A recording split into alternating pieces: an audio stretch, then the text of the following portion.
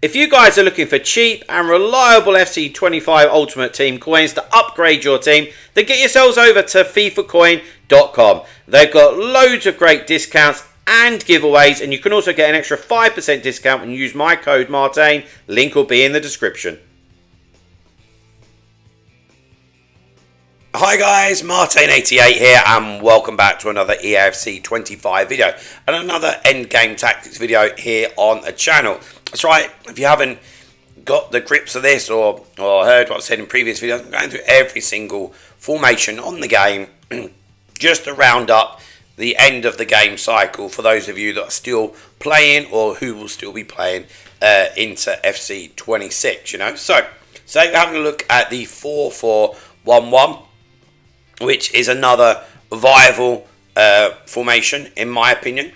Of course, I've started off with all the formations that I think, you know, are viable and that people have used, will use, etc, etc. Okay, so let's get into it and see how it goes. So a lot of this is the same in every single tactics video that I do because there's not a lot to change. Okay, I've said this a lot already, but I'll repeat it. So a build-up style, there's no denying that I have a personal preference for short passing, and I like that because I value not losing the ball when we first win it, and I feel that having short passing on does give more options when you do that. However, I think at this stage of the game we can and we should be able to get away with playing on balance. That would be my preferred advice.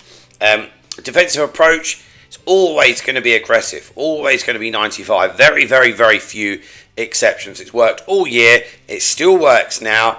It's a great way to suffocate your opponent. You know, keep your line high. If you drop it, you just give your opponent so much space between like the attack and the defense that you actually just become a real sitting duck. You know, which is a bit of a problem. Right, okay, into the player roles. Now, this is obviously where I feel that, you know, formation tactics more come to life, all right? So, we've got the back four. 2 centre-backs, defender and defend. That is always the same, never changes. Left back and right back are on full back and balanced, okay? It's an absolute must for me, okay?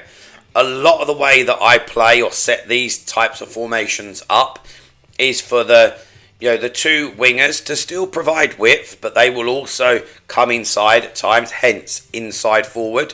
But that's not a problem because you'll have your fullback getting involved with the attack as well, but when we want them to. So if they've got green grass in front of them, take the ball forward.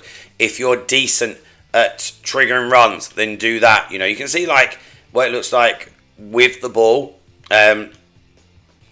And like the central midfielder will have it, trigger the right back, and just play it into their path, you know. And then they can work as a pair, like in real life, you know. You see the fullback and the winger working as, working in tandem, working as a pair. That's what we're after, okay. If they're on fullback and defence, just too defensive. It really, really is. The 2 centre mids, deep line playmaker and build up. I favour that. Whether it's CDMs or centre mids, okay? I want them to contribute to defence and attack. You could say, okay, why not box to box? I don't need them to get into the box, okay? I just want them to be like a safety blanket when we go forward. So if I want to recycle the play, they're there, you know, that's their job.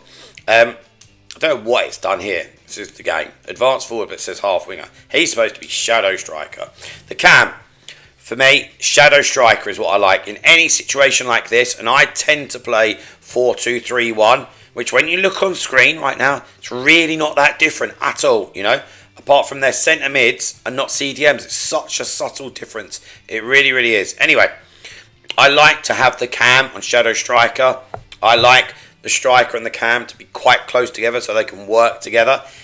I don't like playmaker or classic 10. I feel like they just end up all over the place and the striker gets isolated. Then the 2 wingers are on inside forward and balanced, okay? inside forward so they can make those runs, okay, through the corridors between the right back and the centre back, or the left back and the centre back, right? I call them the corridors. And that's where the inside forwards always go. So many people get caught out with goals like that.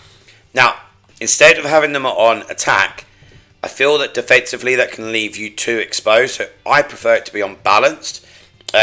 So that just leaves you a little bit more compact when you're defending. So, guys, there we have it. There's my 4-4-1-1 custom tactics and player roles. Code is on screen.